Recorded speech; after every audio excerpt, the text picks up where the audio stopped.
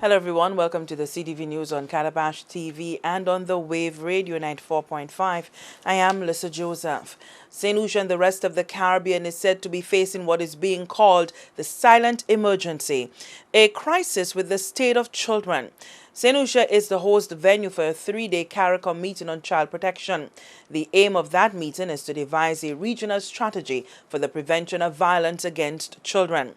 The biggest issue threatening the security of children is sexual abuse, especially of female adolescents. Elder Mitchell is the Deputy Permanent Secretary in the Ministry of Health, Wellness, Gender Relations and Human Services. She says St. Lucia is at the brink.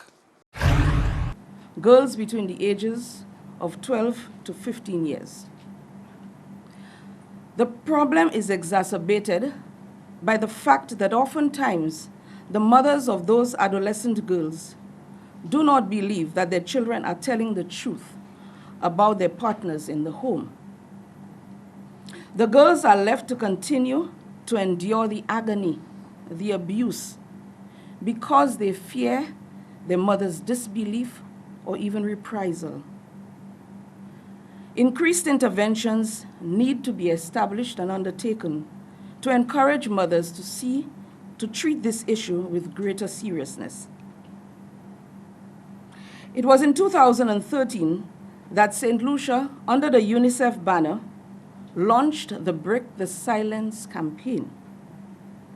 It is believed that some successes are probably being had, as the level of reporting of incidences of sexual abuse have recently increased.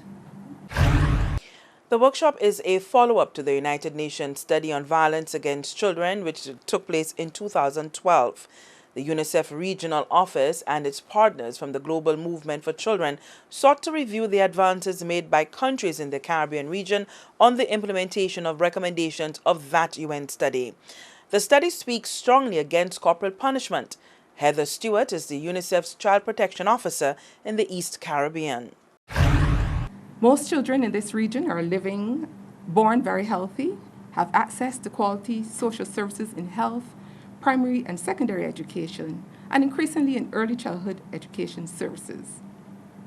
However, violence remains a harsh reality for far too many of these same children.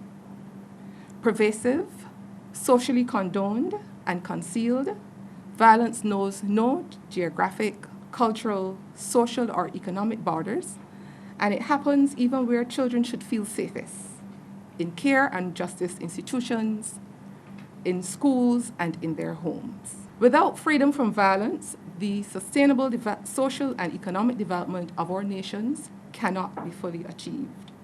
And one important lesson from the Millennium Development Goals process was that the lack of a clear goal, target, or indicator on violence against children compromised efforts to mobilize action and support and to monitor progress in children's protection from violence.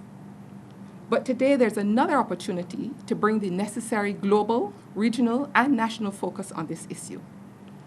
The international community has included children's protection from violence as a clear priority in the post-2015 Global Development Agenda.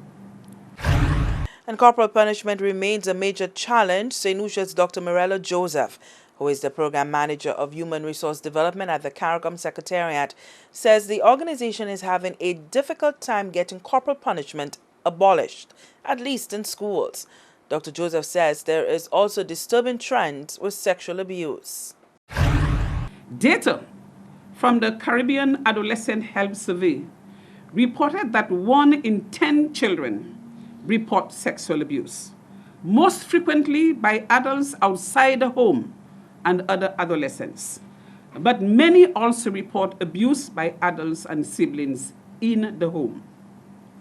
The Eastern Caribbean report also concluded that the practice of child sexual abuse is perpetuated not only by adults who carry out harmful sexual practices with children, but by non-abusing adults through their complicity, their silence, denial, and failure to take appropriate action. The World Health Organization has substantiated that claim by calling child sexual abuse the silent emergency. child pornography, where children are being groomed through social networking sites, and you know all of them, and opportunistic abuse linked to the aftermath of natural disasters are rapidly emerging. The commercialization of sex among minors as a commodity for material exchange is also an emerging practice.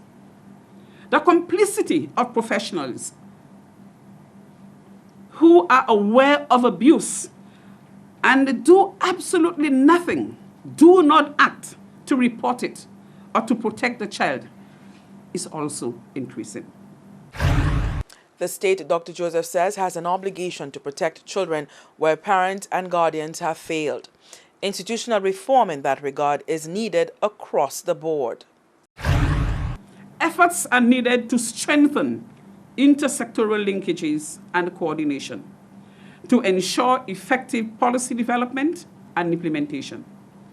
In addition, raising awareness through communication and advocacy strategies must be seen as an imperative. Parents, teachers, social and health workers, as well as law enforcement agents, must be skilled regarding the impact of children's legislation and their roles and responsibilities with respect to caring and protecting children. This is not a joke. The supporting role of civil society, the private sector, the media, families, and all other relevant stakeholders cannot be underestimated.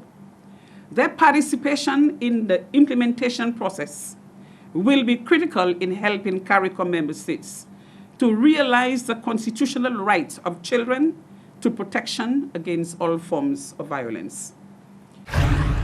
Dr. Joseph says there must be visible political will, legal frameworks, and special support services to enable change.